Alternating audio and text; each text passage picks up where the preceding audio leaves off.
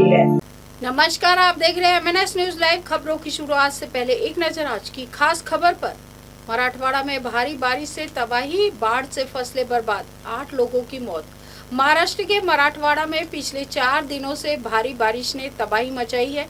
इस आफत की वजह से 8 लोगों की मौत हो गई, जबकि सैकड़ों घरों को नुकसान और हजारों हेक्टेयर फसलों की बर्बादी हुई है। धाराशिव और जिले में बाढ़ जैसे हालात में फंसे लोगों को बचाने के लिए हेलीकॉप्टर और नावों की मदद ली गई।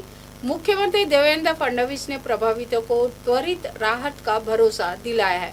20 सितंबर से मराठवाड़ा के कई हिस्सों में लगातार बारिश हो रही है। इससे बांधों का जल स्तर बढ़ गया है और पानी छोड़ना पड़ रहा है। इस दौरान लातूर में 3, बीड़ में 2 और छत्रपति संभाजीनगर, नांदेड़, धाराशिव में एक व्यक्ति की मौत बिजली गिरने से, डूबने और अन्य कारणों से हुई है। धाराशिव जिले में बाढ़ जैसे हालात में फंसे लोगों को बचाने के लिए हेलीकॉप्टर और नावों की मदद ली जा रही है।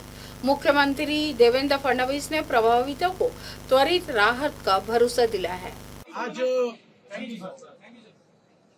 कैबिनेट की बैठक में महाराष्ट्र में जो बाढ़ की परिस्थिति तैयार हुई है, इसके ऊपर विस्तार से चर्चा हुई।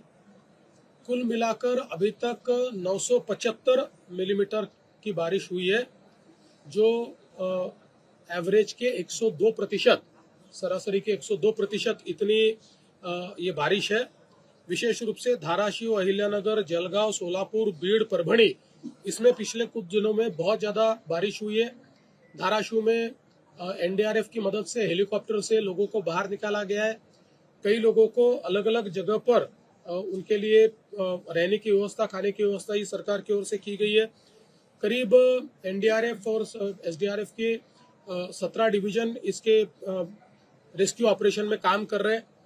इसके साथ साथ हमने ये तय किया है कि किसानों को तुरंत मुआवजा भी दिया जाए। उस दृष्टि से लगातार जो हम लोग रिपोर्ट आते हैं, उस रिपोर्ट के ऊपर हम लोग उनके लिए जो हमारे स्टैंडिंग ऑर्डर्स है उसके अनुसार पैसा रिलीज कर रहे हैं। अभी तक राज्य सरकार ने 2215 करोड़ रुपए के GR निकाले, ऑर्डर्स निकाले, जिससे 31,64,000 किसानों को फायदा होगा। इनमें से 1829 करोड़ रुपए वितरित भी किया गया है, बचा हुआ भी 1-2 दिन में वितरित करेंगे। अगले 10 दिनों में किसानों के खातों में ये पैसा जाएगा। साथ साथ ये काम रुका नहीं है, जहां पर अभी भी बारिश हो रही है वहां के रिपोर्ट्स तैयार करना ये चल रहा है, तो साइमल्टेनियस काम चल रहा है। ये काम कहीं पर भी रुका नहीं है।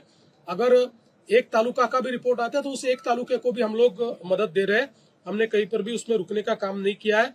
अभी हमारे सारे जो मंत्री है ये कल वापिस एक बार ये बाढ़ पीड़ित इलाके में जाएंगे। मैं स्वयं भी जाने वाला हूँ, हमारे उप मुख्यमंत्री महोदय भी जाने वाले हैं, और हम लोग जितनी ज्यादा से ज्यादा मदद इसमें कर सकते हैं करने की कोशिश कर रहे हैं। ड्राफ्ट घोषित करने को लेकर अपोजिशन लगातार मांग 50,000। देखिए, जिस प्रकार की कार्रवाई इस प्रकार की परिस्थिति में की जाती है, हिस्टोरिकली इस प्रकार की परिस्थितियों में जो जो निर्णय लिए गए वो सारे निर्णय हम ले रहे हैं, और उससे आगे बढ़कर भी हम निर्णय लेंगे। NDRF से जो नॉर्म्स होते हैं उसके तहत एक बड़ा निधि जो होता है केंद्र के पास होता है, वो मदद सरकार की मिल सकती है, वो ली जानी चाहिए। देखिए, अभी केंद्र की सरकार ने एक बहुत अच्छी व्यवस्था की है।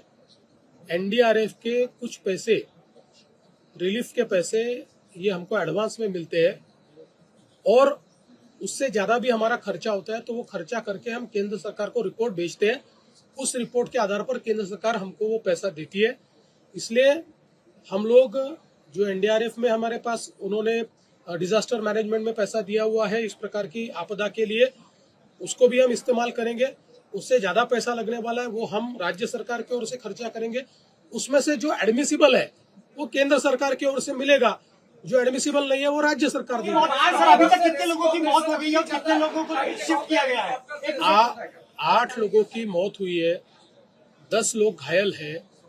हेलीकॉप्टर से रेस्क्यू ऑपरेशन चल रहा है, और अधिक हेलीकॉप्टर मिल सकते हैं क्या, ऐसा मुझे हमारे जो आपत्ति व्यवस्थापन मंत्री है गिरीश महाजन जी, वो स्पॉट पर है, उनका मुझे कॉल आया था। मैंने अभी जो यहाँ के कमांडिंग ऑफिसर है उनसे बातचीत की है, और उनको निवेदन किया है कि कहीं और से भी आप पुल कर सकते हो तो आप कीजिए। अभी बारिश लगातार चल रही है, एक लो प्रेशर बेल्ट भी तैयार हो रहा है। अगर ये मैच्योर होता है तो 27-28 के दरमियान वापस बड़े पैमाने पर बारिश हो सकती है, ऐसा अंदाजा है। तो हम लोग प्रशासन की दृष्टि से भी तैयार रहेंगे और नागरिकों को और किसानों को भी हम अपील करते हैं कि उन्होंने भी जो उनकी तरफ से हो सकते हैं वो एहतियात बरतनी चाहिए। हाय हेलो नमस्कार, मैं हूं पंकज विष्णु और आप देख रहे हैं MNS न्यूज। देखिए साईं बाबा की आरती लाइव शिरडी से हर रोज सुबह सिर्फ MNS न्यूज पर।